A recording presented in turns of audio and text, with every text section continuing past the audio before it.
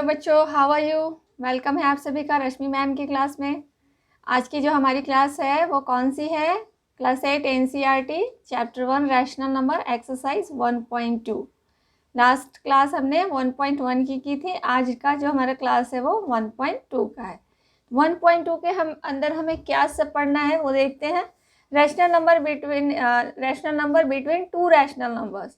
तो इसके अंदर हमें रैशनल नंबर्स के बीच में रैशनल नंबर्स बताने हैं, ऐसे क्वेश्चंस आएंगे इस एक्सरसाइज के अंदर। तो कुछ टर्म्स देख लेते हैं इसमें। You will find a definite number of natural number integers between two natural numbers. तो अगर आपको कोई भी नंबर्स या कोई भी इंटीजर्स, दो इंटीजर्स के बीच का कोई इंटीजर पूछा जाता है तो वो आप इजीली बता सकते हो, डेफिनेट होता है कि हाँ, जैसे 3 और 5 के बीच 4 होता है, 2 और 8 के बीच 3, 4, 5, 6, 7 ऐसे इंटीजर्स होते हैं, नेचुरल नंबर्स होते हैं। लेकिन but the number of rational number between two rational number is not defined. दो रैशनल नंबर के बीच जो नंबर होते हैं, जो रैशनल नंबर्स होते हैं, उसको हम डिफाइन नहीं कर सकते। We can have any number of rational numbers between two rational numbers. दो रैशनल नंबर्स के बीच बहुत सारे रैशनल नंबर्स होते हैं कि अगर कोई बच्चा कुछ लिख रहा है, कोई भी रैशनल नंबर लिख रहा है दो रैशनल नंबर के बीच, तो ज़रूरी नहीं है कि वो वही उसका आंसर होगा। उसके अंदर बहुत सारे आंसर्स हो सकते हैं। तो वो हम इस एक्सरसाइज में देखेंगे कि दो रैशनल नंबर्स के बीच कितने रैशनल नंबर्स हो सकते हैं। अलग अलग तरीके से हम इसे निकाल सकते हैं। बहुत सारे तरीके हैं जो हम अलग अलग क्वेश्चंस में देखेंगे इस चैप्टर में कैसे निकालते हैं। ठीक है। Right any 3 rational numbers between -2 and 2। अब एक क्वेश्चन है आपके पास, ये देखते हैं हम कैसे करेंगे। Right any 3 rational numbers between -2 and 0। -2 and 0 के बीच 3 रैशनल नंबर्स आपको बताने हैं। राइट, तो ये देखते हैं हम। यहाँ पे क्या है हमारे पास? एक तो है -2 एंड अदर इज 0। तो -2 and 0, तो ऐसे जब भी आपको कोई रैशनल नंबर निकालना हो बीच का, तो उसके लिए हम क्या करते हैं कि इनको हम पहले लिख क्या सकते हैं। -2 को हम लिख सकते हैं -2/1 और 0 को 0/1। तो इनके डेनोमिनेटर को हम क्या करेंगे, डिनोमिनेटर को सेम ऐसा नंबर बनाएंगे कि ताकि हमें इसके बीच के 3 रैशनल नंबर्स मिल जाए। लाइक मान लो इसे हम 10/10 से मल्टीप्लाई करते हैं और इसे भी हम 10/10 से मल्टीप्लाई करते हैं, तो ये क्या हो जाएगा -20/10 और ये क्या हो जाएगा 0/10। अब देखिए 20 है यहाँ पे, तो इसके 20 यहाँ -20 है और यहाँ 0 है, तो आप यहाँ पे कुछ भी कर सकते हो, है ना। तो क्या कर सकते हो यहाँ पे -19/10, -18/10, -17/10, -16/10, -15/10, 1 2 3 4 5, ये हो गए आपके 5 रैशनल नंबर्स। ये हो गया एक। अब इसके ज़रूरी नहीं है कि यही 5 हो इनके बीच के रैशनल नंबर्स, है ना। इसको आप और भी इससे आगे लिख सकते हो -14/10, -13/10, -12/10, -11/10 एंड सो ऑन। ये कहाँ तक जाएगा 1/10 तक, बिकॉज यहाँ पे 0/10 है। अब ये तो हो गया, किसी बच्चे ने लिख दिए इन पाँचों को, ये 5 आंसर लिख दिए। किसी बच्चे ने लिख दिया ये 5 आंसर, तो आपने जो लिखा ये 5 आंसर्स, दूसरे बच्चे ने लिखा ये 5 आंसर, तो ये दोनों ही सही होंगे। अब इसको मैं कुछ और भी बना सकती हूँ। देखते हैं अब इसको चेंज करके। यहाँ पे तो हमने 10/10 से मल्टीप्लाई कर दिया था, अब किसी और नंबर से मल्टीप्लाई कर देते हैं। इस कॉन्सेप्ट को आप समझिए, ओके। अगर आप इस कॉन्सेप्ट को समझ जाएंगे ना, तो आपके लिए रैशनल नंबर्स निकालना बहुत आसान हो जाएगा। और ये क्वेश्चन बहुत ज़्यादा कन्फ्यूजिंग होता है बच्चों के लिए, आप लोगों के लिए बहुत ज़्यादा कन्फ्यूजिंग होता है कि रैशनल नंबर्स के बीच के रैशनल नंबर्स कैसे निकालें। तो ये जो कॉन्सेप्ट है, इस कॉन्सेप्ट को अगर आप समझ लेते हैं तो फिर आपको कोई भी परेशानी नहीं आएगी, चाहे कोई भी नंबर आपको दे दिया जाए। आगे हम देखेंगे कि नंबर लाइन पे कैसे शो करते हैं, तो उसका भी मैं आपको एक आसान सा तरीका बताऊंगी। ठीक है, तो ये है, हमने इसको डिनोमिनेटर 10 किया था। यहाँ पे मैं क्या कर देती हूँ, डिनोमिनेटर को 8 कर देती हूँ।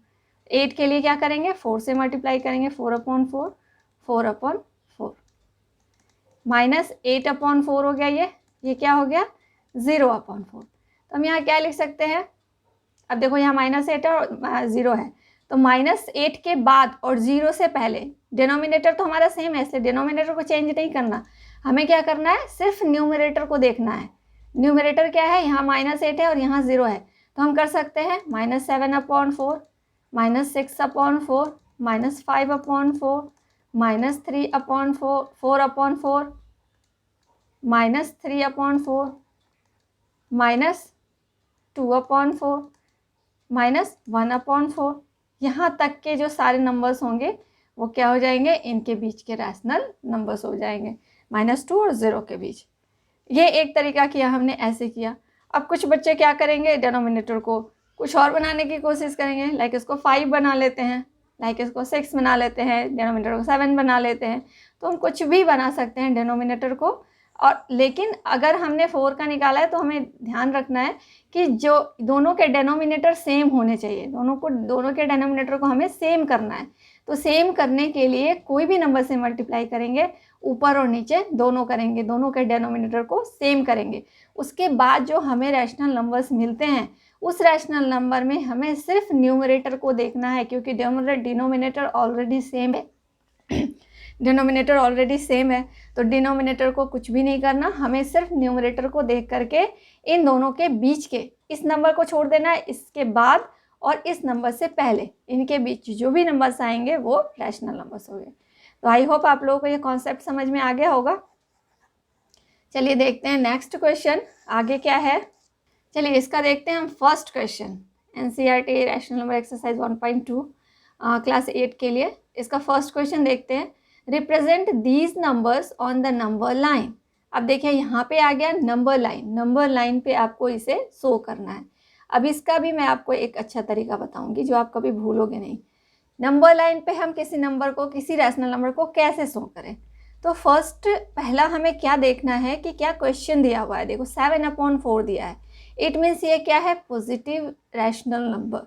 पॉजिटिव रैशनल नंबर है मतलब क्या है कि ये हमें 0 के बाद लेके जाना है। ये मान लो मैंने एक नंबर लाइन बना दिया, अब इसमें 0 के बाद है तो हम क्या करेंगे, यहाँ पे डाल देंगे 0, क्योंकि हमें नेगेटिव वाला तो देखना नहीं है, हमें देखना है पॉजिटिव की तरफ। पॉजिटिव की तरफ देखना है तो ये है 7/4, तो यहीं कहीं आएगा, पॉजिटिव साइड में ही आना चाहिए इसे, बिकॉज यहाँ पे माइनस का साइन नहीं है, इसलिए ये इस तरफ ही कहीं आना चाहिए, पॉजिटिव रैशनल नंबर के साइड, पॉजिटिव इंटीजर के साइड। तो 7/4 को हम 1 बनाने के लिए क्या लिख सकते हैं, डेनोमिनेटर को चेंज नहीं करना है, आपको ध्यान रखना है कि डेनोमिनेटर हमें चेंज नहीं करना है, डेनोमिनेटर जो है वही रखना है। हम न्यूमरेटर को चेंज करके चेक करते हैं कि इसको 1 लिखने के लिए हम क्या कर सकते हैं, 4/4 लिख सकते हैं, यस 4/4 1 हो जाता है कट के, ठीक है।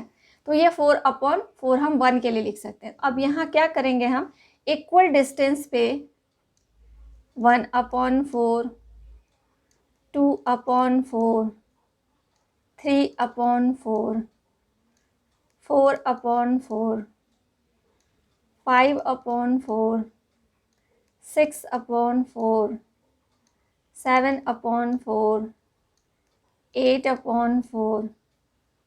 ज़्यादा आगे नहीं जाना, आपको जो चीज़ चाहिए बस उससे 2-4 स्टेप्स और आगे चले जाओ। 1 2 3 4 5 6 7 8 ऐसे हमें लिखना है ऊपर न्यूमरेटर में, और डिनोमिनेटर में जो डिनोमिनेटर यहाँ पे है हमें वही लिखना है, सिर्फ ऊपर वाला 1 2 3 4 5 6 करके इंक्रीजिंग ऑर्डर में चलते जाना है। और नीचे वाले जो है, नीचे वाला जो 4, सॉरी यहाँ पे मैंने 8 लिख दिया, दिस इज़ 4। नीचे वाले डिनोमिनेटर को जो दिया हुआ है क्वेश्चन में हमें वही लिखना है, न्यूमरेटर में 1 से स्टार्ट करके इंक्रीजिंग ऑर्डर में बढ़ते जाना है, ठीक है। अब देखो यहाँ क्वेश्चन क्या है, 7/4 कहाँ पे मिल रहा है हमें, यहाँ मिल रहा है 7/4 इस जगह पे, तो इसे हम सर्कल कर देंगे और ये वाला पॉइंट हो गया हमारा 7/4, ठीक है।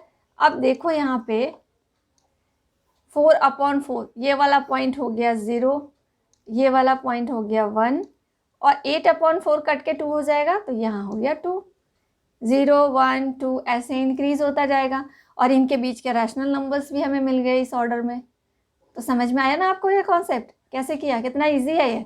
देखो डिनोमिनेटर जो क्वेश्चन में दिया हुआ है आपको वही रखना है, सिर्फ न्यूमरेटर को 1 2 3 4 5 6 7 8 9 10 ऐसे इंक्रीजिंग ऑर्डर में लेके बढ़ते जाना है और इनके बीच के डिस्टेंस को सेम रखना है, ठीक है।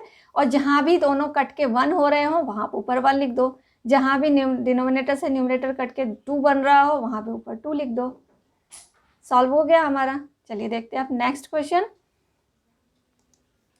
इसमें देखो अब क्या है, -5/6, ये माइनस है तो ध्यान रखना किस तरफ आएगा, 0 के लेफ्ट साइड जाएगा माइनस। तो हम क्या करेंगे, यहाँ पे जो नंबर लाइन लेंगे, ये जो हम नंबर लाइन लेंगे इसमें हम क्या डालेंगे, यहाँ पे 0 डालेंगे। इस चीज़ का आपको ध्यान रखना है कि अगर निगेटिव है तो हम यहाँ 0 डालकर इधर से स्टार्ट करेंगे, और अगर पॉजिटिव रेशनल नंबर्स दिए हुए हैं तो इधर 0 डालकर और इधर रैशनल नंबर शो करेंगे, क्योंकि क्वेश्चन से ही हमें पता चल जा रहा है कि कौन सा रेशनल नंबर बताना है, पॉजिटिव वाला या नेगेटिव वाला। तो यहाँ हमें नेगेटिव वाले बताने हैं।